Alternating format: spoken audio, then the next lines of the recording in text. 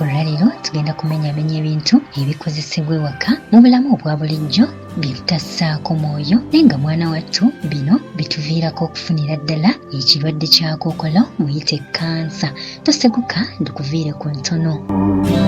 Tuli ku CBS FM UG omukutu guno omutongole ogwa Kyabassa Farmer Radio Buganda munaffe nkwanirizaako nnyo era nkwebaza okwekumira ku mitimbagano gyaffe gyonna emirala.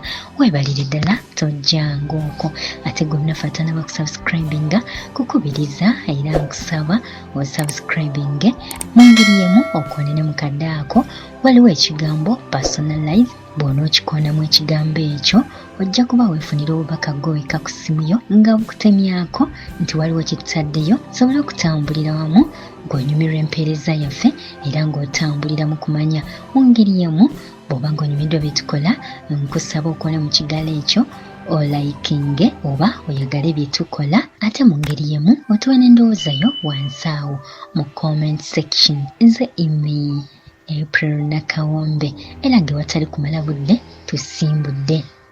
Abaffe kookolo oba kansa kye ki? Kansa bwe bulwadde obuviirako okwonooneka kw'emisuwa egimu mu mibiri gyaffe n'egituuka ku ssa nga tegikyafugika n'ekivaamu ne gigenda nga gigabanyiza ku misuwa emirala ne kiviiramu ebitundu by'omubiri ebirala byonna okuttattanibwa obulwadde buno anti olwo ne bugenda nga bulanda nga busaasaanira ebitundu by'omubiri byonna naye nga kiva ku misuwa egyo egiba gifudde era nga girabika nga giba gituuse ku ssa nga gittattaniddwa nnyo nga tegikyasobola kudda ngulu. Kyokka ekyobulabe emisuwa gino bwe gimala okufaafaagana n'obulwadde buno ate bugenda busaasaanira ebitundu by'omubiri byonna kale nno omuntu yenna nattattanibwa. Ekyo nno kye bayita obulwadde bwa kookolo oba kansa. Olw'okuba kansa muyite kookolo bulwadde bwa mutawaana nnyo olunaku olwaleero kye tuvudde tusalawo tukulabule ku bintu ebimu by'okozesa awaka awo ebiyinza okuviirako okukwatibwa obulwadde buno obyewale oba sinakindi obiviireko ddala bwe kiba kisoboka. Era nga mu kaseera kano tusimbudde weewale nnyo okukozesa ebintu ebikozesebwa mu kufumba wabula ng'ebintu bino bwe mba mbinnyonnyola bya bintu ebyo ebitakwatirako mmere oba katugambe entamu ezo na byonna ebikozesebwa mu kufumba mu lufuutifuuti biyite non-stick cookware.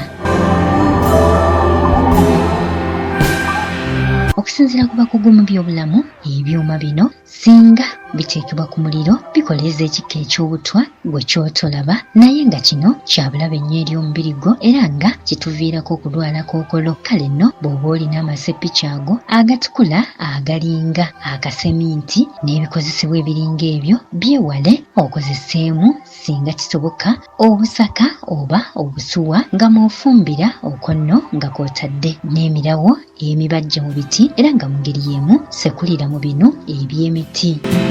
Wewale ebintu ebiwoomerera naddala ebyo ebikolerere gamba nga swiiti, bisikiti n'ebirala kubanga bino bikwanjula eri kookolo wabula okusinga okulya ebyo ate lya nnyo ebintu ebikaawa.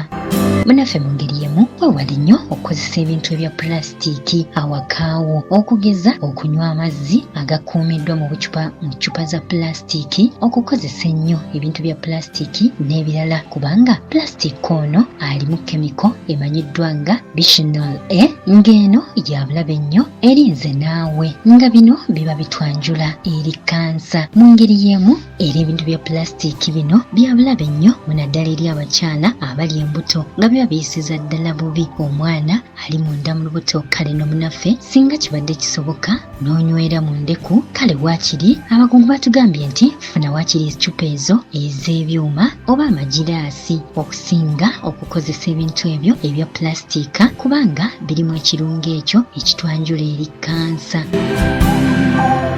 Mu ngeri yemu eya fresheners oba spray ezo ezituyamba okuwunyisa akawoowo we tuli oba ezituyamba okufuuyira we tuli empewo n'eba ng'ewunya bulungi. Zino za bulabe ddala nga tezikoma kuleeta kansa yekka wabula zoonoona ne sisitiimu emanyiddwa nga respiratory system nga sisitiimu eno yerimu amawuggwe n'ebirala. Kale nno okukozesa air fresheners zino abakugu bagamba nti waakiri funa akawoowo ak'obutonde gamba nga sedero oba kayita akakomera ng'abamu we mukayita ebimuli bya looza n'ebimuli ebirala bisobola okukola obulungi akawoowo akakuyamba okusinga ezo eya fresheners. Mu ngeri y'emu ebintu ebyo bye tukozesa okulongoosa awaka nabyo birimu kemiko enzibu ddala ezitwanjula eri omutaka kansa. Ntegeeza ebyo ebirongoosa zikabuyonjo bye tuyiwa ku seminti ne tayirozi nga tuzirongoosa. Kale nno okusinga okukozesa kemiko ezo wakiri kozesa viniga ne baking soda okusinziira ku bakugu. Era nga bino ebirongoosa bye twandiise mu lufuutifuuti disinfectants zetutera okukozesa waka okulongoosa, nazo nkugambye zitwanjula eri omutaka ono kansa. Kale wandibadde ozeewala.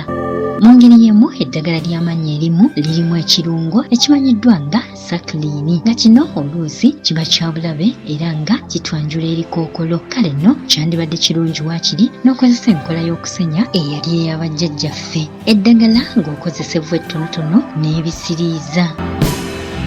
Mu ngeri y'emu shampo naye atwanjula eri omutaka kookolo. Ono okusinziira ku bakugu naye alimu ebirungo ebitwanjula eri kansa. Kale nga kyandibadde kirungi ne twettanira nnyo shampo ono akoleddwa mu birungo eby'obutonde. Mu ngeri y'emu antibacterial soap oba muyite sabbuuni oyo akolebwa okulwana n'obuwuka obututawaanya. Ono naye agambibwa okubaamu ebirungo ebitwanjula eri kansa, nga kale kyandibadde kirungi okozesa sabbuuni akoleddwa mu birungo eby'obutonde. Mu ngeri y'emu eddagala erifuuyira ebiwuka ku bisolo gamba ng'enkwa, ensekere n'ebirala si ddungi eri obulamu. Lirimu ebirungo ebitwanjula eri kansa era nga wandibadde obyewala okwewala ekirwadde kino ekya kookolo okusinziira ku bakugu. Okusinziira ku bakugu mu by'obulamu, ebintu bino byonna tebireeterawo kirwadde kya kookolo, wabula gy'okoma okubikozesa bigenda bikusensera mpola n'ekivaamu ogenda okukeberebwa nga wenna ekirwadde kya kookolo kyakubunaabuna dda omubiri nga tekyasobola kuwonyezeka. Kale nno kyandibadde kirungi neweewala ebintu bino bwe kiba kisoboka osobole okukuuma obulamu bwo nga bulamu era nga bweyagaza.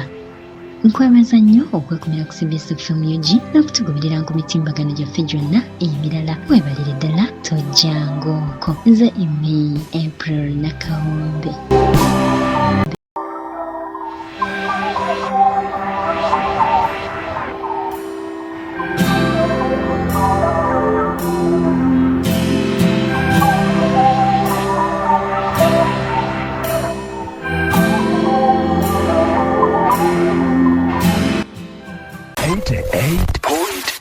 CBS FM.